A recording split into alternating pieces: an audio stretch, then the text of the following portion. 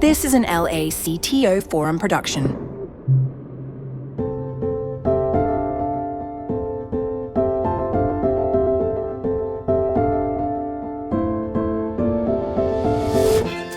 Welcome to Exception Handlers, the podcast where CTOs debug the challenges that keep us up at night. I'm Alex.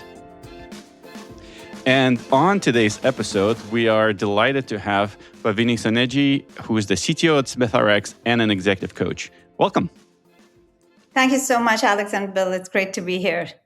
And it's great to have you here. And so I want to have a conversation today. We want to have a conversation today about the impact of AI on companies. And to kind of frame this, I want to maybe offer a maybe controversial, maybe not opinion. We'll see. We'll find out. But my controversial take, as I've been seeing sort of the whole thing evolve right in front of our eyes over the last few months, really not years, months. What I'm noticing is the impact of AI is almost inversely proportional to the size of the organization. So I think small startups can get tons of value and have a huge impact from AI. Larger companies get marginal impact at best. And my kind of inkling of a theory here is it has to do with productivity. Individual productivity is almost always the rate limiter on startups and almost never the rate limiter on large companies. Communication overhead and all the rest of it is the rate limiter on large companies. So the conversation we want to have today is, what do we do about that? Is that true? What are we seeing as far as best practices? And is this kind of a natural law of AI, or can it be exceeded with some elbow grease? So that's kind of where we want to start. And just to get into it, I guess, from your perspective, how are you seeing this in terms of AI's impact on the orgs and correlation to size or anything else? No, Alex, I think what you mentioned is so true that while the potential impact of AI is inversely proportional to the company size, what that warrants is the investment required to unlock that impact is directly proportional to its size. And I think that's what sometimes, leaders overlook or underestimate the importance of that investment. And a couple of things you mentioned, right, as to why it takes longer or why the impact takes a longer time. One is directly the tax of scale. Large companies, the size dictates additional investment in what you mentioned, communication, tooling, processes. And the second one is the nimbleness penalty, which is the size naturally creates that drag, lengthening the turnaround time for an entire workforce to adopt change. But there is anomalies, the company culture exception. There are companies who have invested in the company OS, the personality of the company, the culture of the company. In those companies, even though they are large, we have seen the autonomy and the processes and tooling help them to turn around quickly and drive these adoptions of change much faster. So and I actually really want to get into that, but I just also want to say, I feel like there's kind of two ways at which you look at this whole AI thing. One is adoption. So how often are we using it? How much of our work is being impacted? And the other is like results. Is anybody's revenue going up because of it? Is anybody's bottom line improving? And I also want to kind of put some context on that.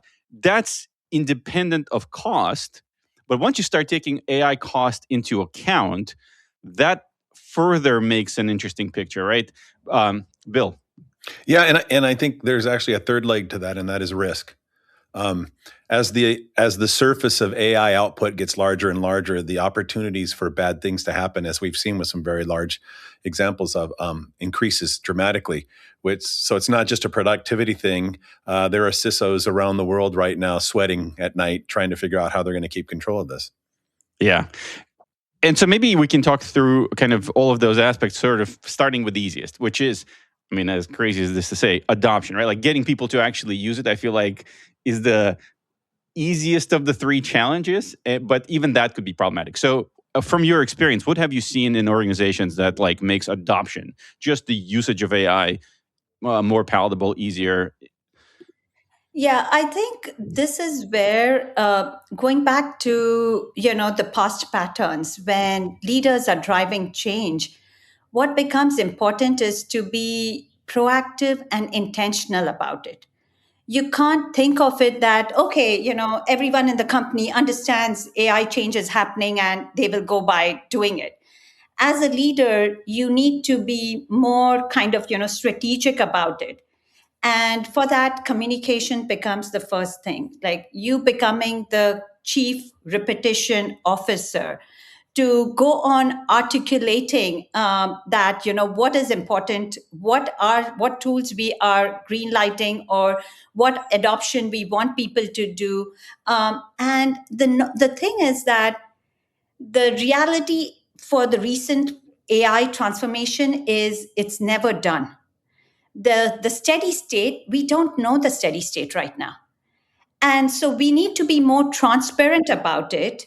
At the same time, we can't wait for the steady state to happen. We've missed the boat at that time. So the true AI transformation requires that permanent shift in organization agility, moving away from a destination mindset to a continuous journey. Like teach a person to fish and you feed them for a lifetime. That could never be more true in this particular situation. So, how are leaders being more explicit about this communication of change? What is unknown, being transparent about that, giving that safety net and psychological safety to people. At the same time, knowing what is there. Like last year at SmithRx, we had GitHub Copilot. And so we set that as the clear goal that, hey, we want to drive 100% adoption with GitHub Copilot. We had kind of, every all hands, we would talk about it. We had a Q2 brown bags, like we have every week brown bags. We focused that around, what are each one coming and showcasing how they are using it. So, how do you equip people with that information and making that more as a implicit motivating factor? Engineers, when they hear others, oh, this saved them, 1 month of time. The estimates came in. Like during that time, no one was ever hearing estimates coming in. And so it automatically becomes engaging. And so, how do you kind of create these opportunities and environments to foster this? So, I think communication is one of the key thing for leaders to leverage and bring clarity and take the groups along. We also did around communications. We also had each manager in their team meetings. The first 5 minutes is talking about AI, right? What are they using? How is it helping? What are the bottlenecks now? Are the PR volumes such that now people are getting bogged down by PRs? Or is the release becoming slowed down? So, what is working? What is not working? And being transparent about that. So, creating these opportunities to have clarity, to provide this training becomes super helpful. So along those lines, what I'm hearing from what you did within your organization is you've obviously changed the communication pattern and you made AI central to how each of, if I hear this correctly, each of the existing sub-organizations worked. So there was not any rearranging of who had what responsibilities. There was no changes in team sizes, et cetera. It was simply a communication change. I think that is one aspect to it, Bill. There's multiple layers to it. It's an onion. You got to peel the layers. Exactly. I think communication is the first layer. The second one is, and before I go into kind of the pieces of equipping people with the right tooling, the story that comes to my mind is like the sharpening your axe, like the two lumberjack people, where one was constantly going on using their axe and working through, versus the second one would take breaks, and the second one was more productive. And the first one is saying, hey, well, how come you're more productive? And the person is like, I used to take the breaks to sharpen my axe. And that is so true in today's day and age where things are changing. How are we making sure that the teams are sharpening their axe. They now have to learn how to use agentic in a wise way, what patterns are working. They have to go and still do pair programming, but in the context of shadowing other SMEs who figured out what's working and what's not working. And so I think that investment is very critical, and it's inversely proportional to what people were doing before, because of the things that are changing. So, Bill, to your point, I think the second one is, how do we create these pods or these environments and situations? And as leaders, you have to measure what is important. So earlier, we would measure shadows, right? We wanted to empower our people to go and understand the customers. So we would make sure that people are doing shadows, frequently, repeatedly, etc. Now that shadows is with other SMEs to learn, or even industry experts to learn and bring that knowledge back over here. So I think the second piece is, how are we making sure people are upping their craft, upping their skill levels, and amping up themselves? To Alex's point, the individual productivity needs all of these things put together. And I'll peel the onion on the third one, which is kind of the tooling aspect, but I'll pause and see if that makes sense, Bill, to what you were mentioning. Yeah, I think it makes sense. It's counterintuitive in some levels to what I was expecting, just because you're looking at how the changes are in the market today. And to put it kindly, there are large shifts in the organization from the standpoint of human resources. Let's just put it that way. And a lot of companies have modified their behavior as a result of that. So to hear that you basically took the existing company and say, this is a tool, which I fundamentally believe, this is a tool to help people who write code and do other things do it better, do it faster, do all sorts of things with it, and not to replace them. And I think you guys have really, really lined that up well. So it's refreshing and, to be honest, a little bit surprising. Let me actually put a little bit of a finer point on that question, because here comes the finer point. Yeah, I like the mix that Alex is making. Well, I think what's interesting about this is, obviously there's different ways to kind of come at this, and I think what Bill was weirdly cryptic about is some people use AI as an opportunity to get rid of people because they've overhired or whatever, and they're like, what a great opportunity to clear house, right? Let's set those people aside. That's not interesting, frankly, or relevant to this discussion. What's interesting is you don't want to get rid of anybody, and you have kind of two options. Option one is you leave things alone, job responsibilities, lines of communication, organizational structure, and then you say, I'm going to just imbue all of this with AI, and my kind of expectation and hope is that everybody gets overall individually more productive, and the whole thing just becomes more productive, and you get like a better throughput or whatever.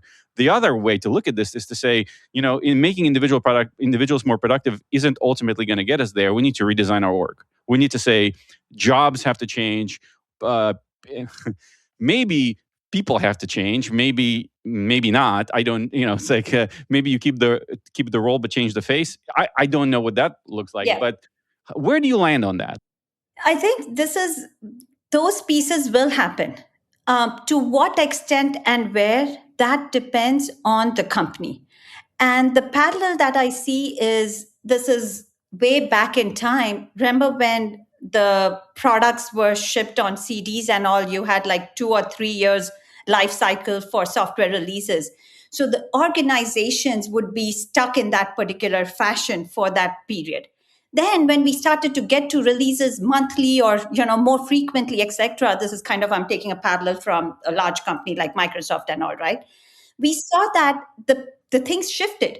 We did not have organizations staying static for 2 years of time. We needed to be nimble and shift that based on what is needed for the plan. So it's like, if your planning cycle kind of aligns with your organizational things, because you need to align them. Otherwise, you're going to not have that parity. And I think that is the similar pattern, Alex, that's happening right now, where, yes, you will see the shift happen. But there are a couple of things that need to be in place for that shift to happen. So we talked a little bit about individual productivity. But in order for that individual productivity to be unlocked, the environment, the tooling, the processes need to be evolved as well. You cannot keep those static. By that, what I mean is think of the operating system of a company. That becomes really critical, and there are companies and leaders who have been intentional about it and intentional about investing in it. And there are some companies who are like, you know what, it will take its shape as and when whatever is needed. Like, it's fine. But for people which have intentionally done, you can see the where they are adopters quickly. You can see them being more efficient. You can see their teams being more empowered. And that is what is important. So in this AI shift, that operating system, investing in your tooling, in your processes becomes very important. So what does that look like in today's day and age? Like we are piloting a software builder role, right? Where you have PM, design, and eng, kind of each kind of the person doing it together. And that way, we are doing it across 3 teams so that we can understand what is working, what is not working. Because I really believe that down the line, you're not just going to have one model. Like when I say one model is one organizational blueprint, kind of. There's going to be these full stack software builders, kind of.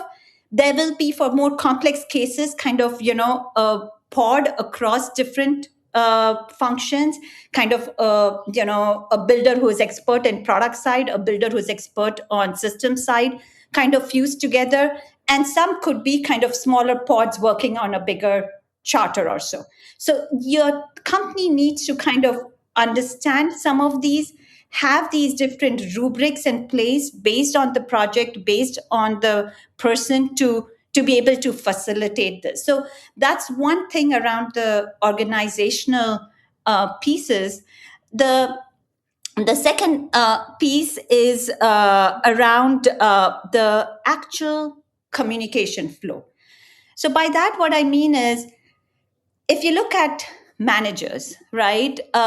Traditionally, the manager's role was, have ensuring that what's happening across their team, relay that context up and down. And companies move fast or slow based on this information flow. So companies that have instrumented this tooling for this ease of communication flow can have managers delegate that such that they can also now contribute towards coding and towards product building. And so to Bill's point, yes, the organizations will get efficient, but if the company OS was not, strong fundamentally, you cannot go and drive those efficiencies. Like if a leader just says, okay, you know what, company ABC, remove this layers, I'm going to remove it for my team. But if they don't have that glue to make the information flow, if the manager was doing that and if you remove the manager, things are going to fall apart. So leaders need to understand where and how to go on fine tuning to drive the efficiency. And to your point, we on our side, we wanted to have information connected through Salesforce, Jira, etc., to have that company OS agent kind of to be able to have leaders and managers and ICs have that shared knowledge.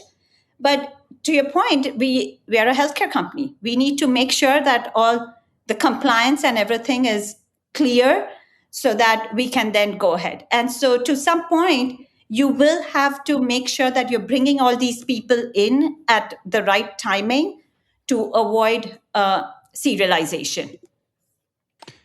So yeah, this is really interesting. Actually, I picked up a couple of themes there, and I want to kind of get into them. And one thing I heard pretty loud and clear from what you've been describing is, we're all undergoing this like red definition of roles because AI. One of my favorite sayings recently has been, AI makes it possible for you to do everybody else's jobs poorly. right? Which is true, but it also means you can do somebody else's job that you couldn't before. And so, yes, you have situations where an engineer can now write the specs, a PM can now vibe code or agentic code a PR, and on and on and on, right? This stuff is so it sounds like what you guys are, you've sort of acknowledged that that's a reality, and then specifically when to do what, when do you decide to do somebody else's job is very contextual to the thing you're doing, the size of the project, the scope of the work, or what have you, right? Totally makes sense. I guess I'm very curious. Have you found like good heuristics around that? What's the right, when is it, like, there's some obvious stuff, right? If it's a small bug that you could just explore with Claude and produce a PR for as a PM, you should just do that.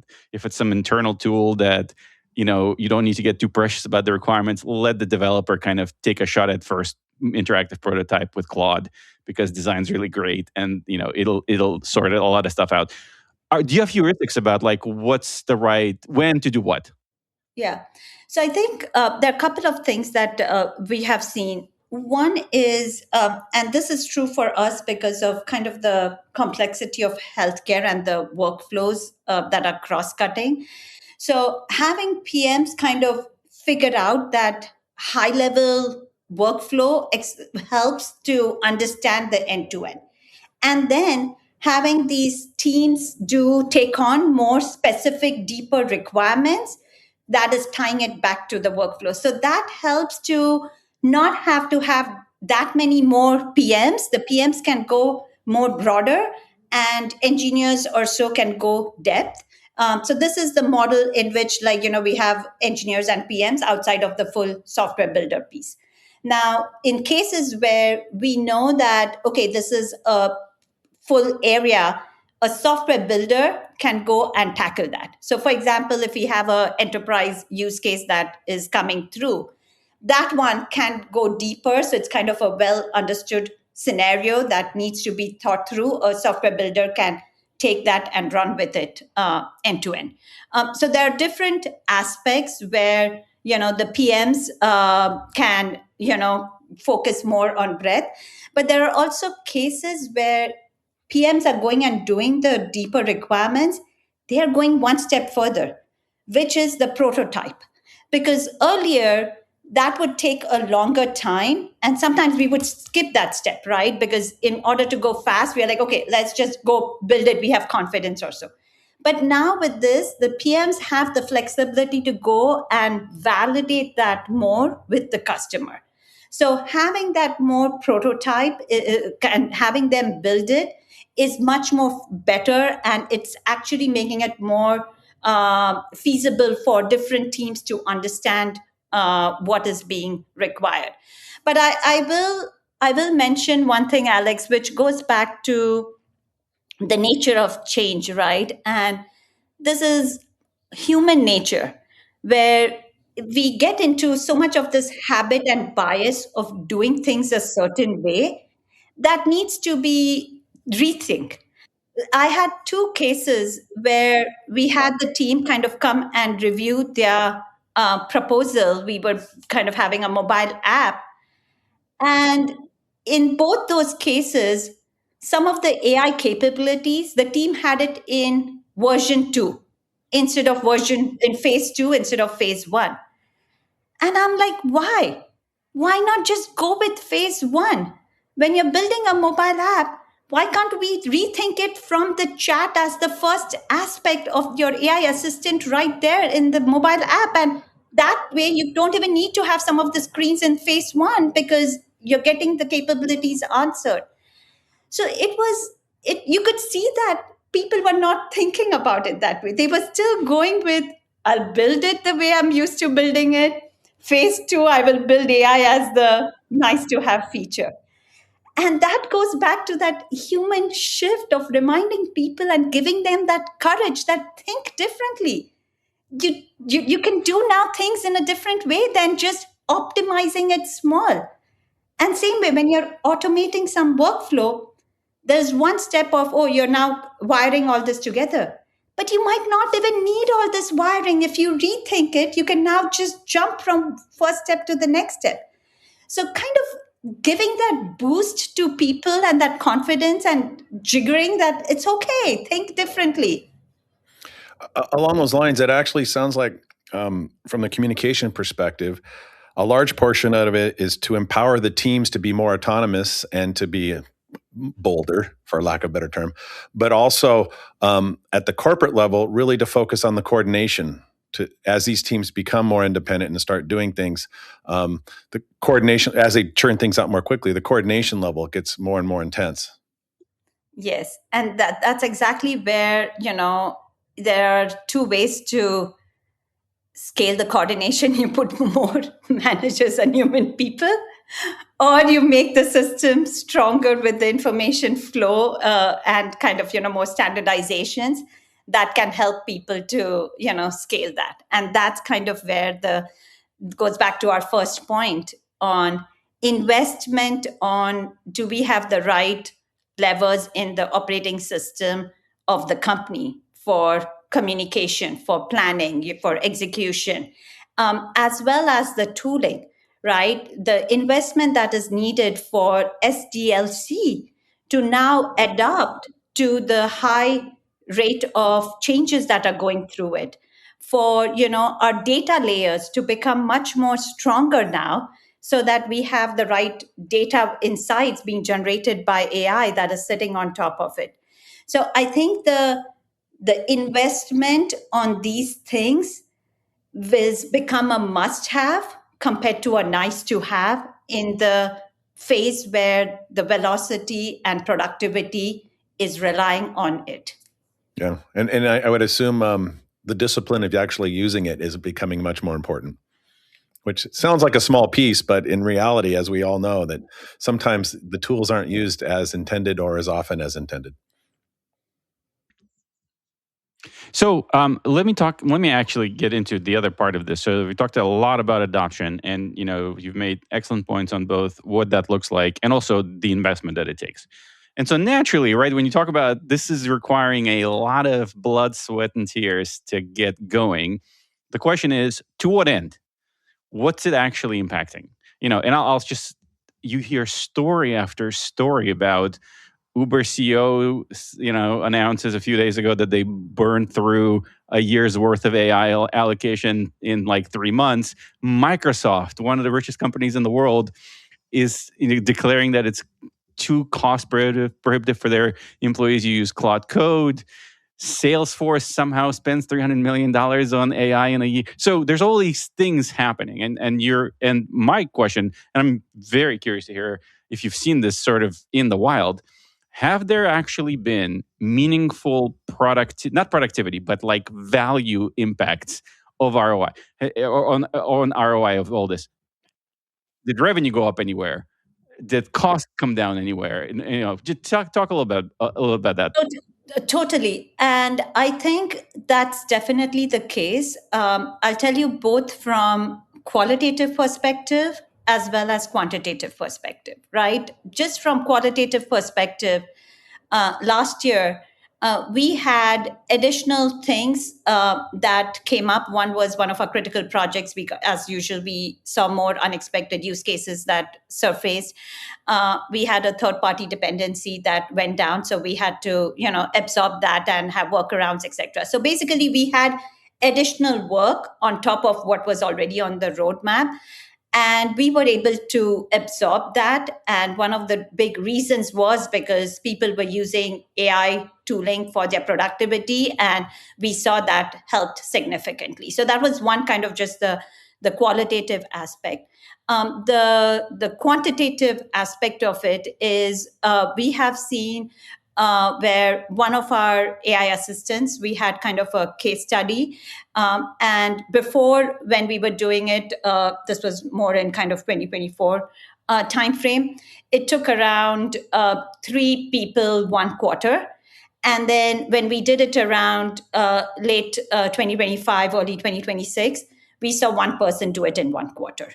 So we have definitely seen the productivity gains from it for engineering capacity. The second piece is around just the power users, right? Where you have 90%, 80 to 90% in one or two SMEs that we have seen who have multiple projects and agents going on and being productive. And so now the thing is, how do we bring that? It's not just become an AI, use your AI adoption and AI tooling, but how do we drive that productivity for more of our employees?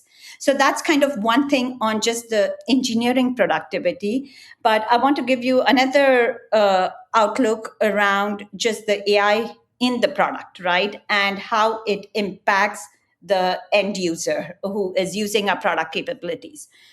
So we have AI assistants that enable our customer support, our clinical teams to simplify, like they have to have 3 or 4 different tools to make sense when a customer is talking or when they're kind of going through prior auth, etc.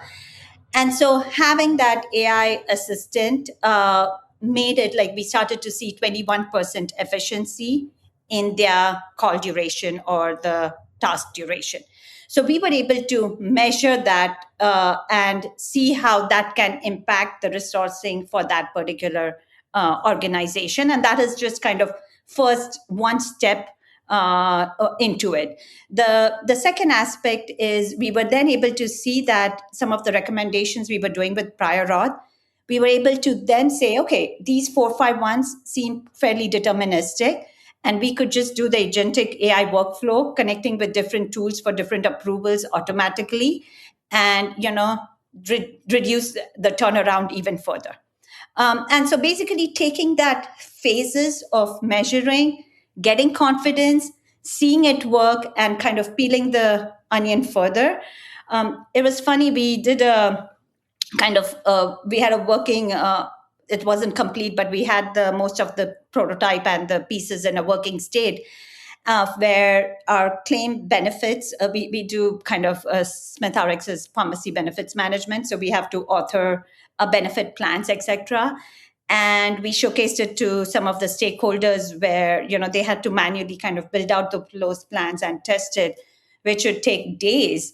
And with some of the pieces that we built, they would be able to do it in hours. And they were like so excited. They were like, oh, this is like Steph Curry or Michael Jordan level for them. So we are definitely seeing, impact from these, both for our internal tech teams as well as the end users that we build the product for. Yeah, no, and that's awesome to hear. And I obviously realize that there's a lot of companies that are getting a lot of value out of this, but I think it's always good to have not necessarily a skeptical, but sort of a realistic outlook on how much impact are you actually going to get. And so, I do think marginal is probably realistic, not kind of orders of magnitude foundational, because that's hard to pull off as you get larger. Let me ask you one more question, and I'm curious. So it sounds like things have gone really well, and you've got the adoption, you've got the impact. Is there? And you've mentioned culture so much already, and I just want to really zoom in on that. What's specifically special about the culture within your organization or anywhere else you've seen this work that is notable, and others can try to maybe not copy, because that's hard to do. Culture is notoriously difficult to copy and paste, but take inspiration from. Culturally, what does it look like to have a AI impactful organization? Yeah, I think it is definitely a couple of things that I would see. One is just the ownership mindset, right? Where people are not waiting for what to be done, but they're proactively, owning the outcomes and all. And I understand in larger companies or companies with more kind of compliance and rigor, it means that the person cannot just go off and use any tool which is not sanctioned. That's different. Over there, they can still come up and say that, hey, this tool is proper for my areas, and I need to see how we can get it into the mainstream. But the overall mindset of ownership and being curious, being learners, going out and seeking, that is so essential. I have seen, and we all have seen, right? We see different spectrum of people. There are employees who are innovators and SMEs. Like, they're like, tell me more. I'm ready to try this out. And as leaders, how do you champion those to pilot and try things out? And there are the other extreme who are like, their head in the sand like an ostrich, and like, this is not happening to me. It's happening to someone else, kind of, right? They are not like, you're equipping them, but they're not ready to change. They're not going to survive, right? And this middle people, which is like, I'm ready, but I don't know what to do.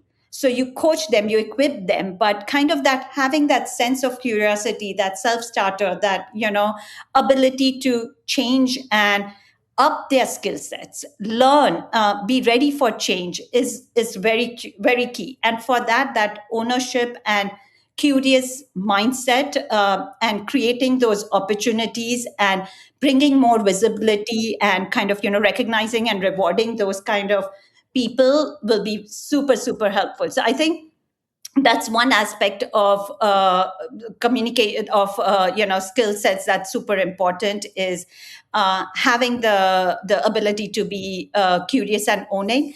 The second one is also around the overall communication. I can't stress enough on communication, because if you look at the skills of a manager or engineer or so, what differentiated some of the fast velocity high career trajectory people was they were able to understand the business.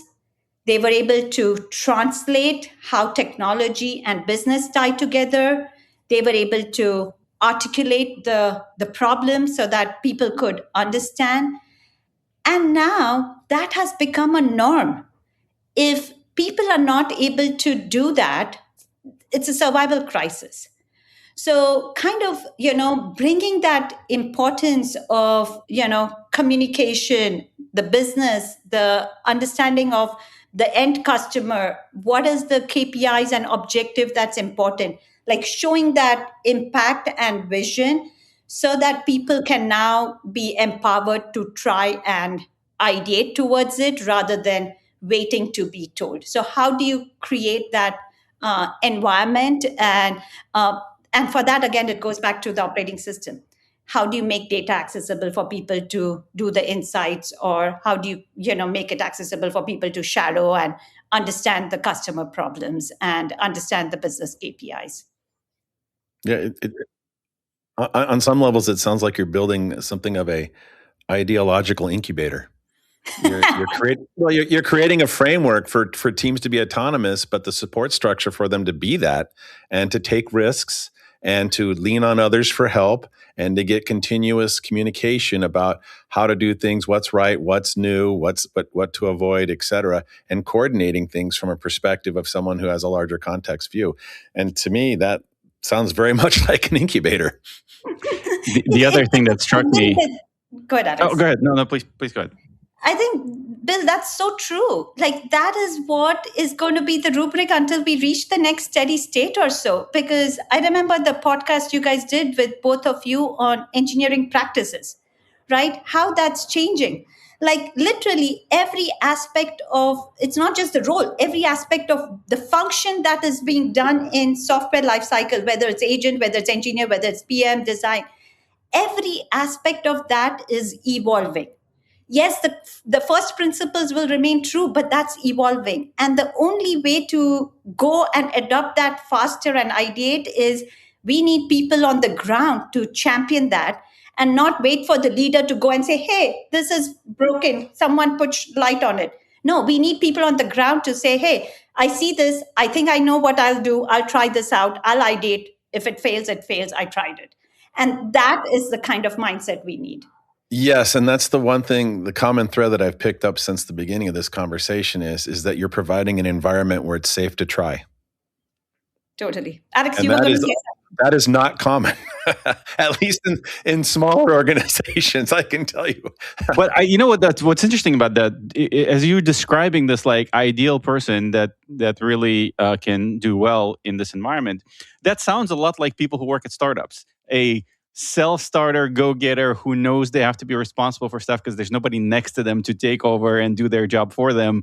That's startup people. Like that's who you want to hire when you're tiny and are trying to survive. And, I don't want to be I don't want to dismiss larger companies, but like the reality is the talent mix in a larger company doesn't look like that of a startup usually, right? It's people who are less comfortable with high velocity of change, less of a self-starter, not for any bad character flaw reason, but just that's why they're a large company. They were attracted to that stable environment where they don't have to necessarily fight the battles every waking hour. They could just do a thing and have a life. And so that's actually one of the in my mind, one of the key issues here. It's like you want a large company to act like a startup because the kinds of people who do this well are startup people, but they're not. But I think this is exactly where, Alex, you hit the nail there, right? If you look at some of the companies who are able to shift faster and adopt faster is because they have this ingrained into their bigger company operating system model as well. Is the sense of ownership, is the sense of agility and trying things out. And I really believe that, and that's the reason why even in bigger companies, why they want that smaller kind of incubation teams or pilot teams so that they can do this and have that pattern that others can drive adoption for. And that's kind of where, how do you make that conversation? How do you provide that tooling? But at the same time, each team and each smaller group needs to not wait for the bigger thing. They need to be that, trailblazer. And to Bill's point, yes, everyone might not be, but I really believe that in kind of if the bigger organization, you break it in smaller. So in those smaller groups, you still need this pattern where you have the SMEs or innovators trailblazing, trying things out, bringing adoption, bringing that and empowering the rest of the organization. And as leaders, you need to continue seeking those out, investing in them, making sure they get that space to try things out and, fail fast so that others are not repeating the same things at least, and then follow that norm. So yes, it's easier probably in startup. We need that similar kind of rubric in a bigger context, whether it's mid companies or larger companies, to apply that pattern in the context that's still workable while keeping the bigger norms in place. Yes, absolutely. Well, on that note, this has been a wonderful discussion. We really appreciate your time and we really appreciate you being here today. Yes, very much. Same here, Alex and Bill. It's always amazing to hear all the insights and shifts that we are seeing and learning from each other's patterns. So thank you for making this happen. Awesome. Thank you. Well, if you found this topic or topics like this one interesting or relevant to you, LA CTO Forum has lots of opportunities to engage with other CTOs about things just like this one. If you're interested in learning more, find us on LinkedIn or on the web at lactoforum.org. And until next time, may your deployments be smooth and your tech debt manageable. And remember, if you can't handle the exception, at least log it properly. We'll catch you next time.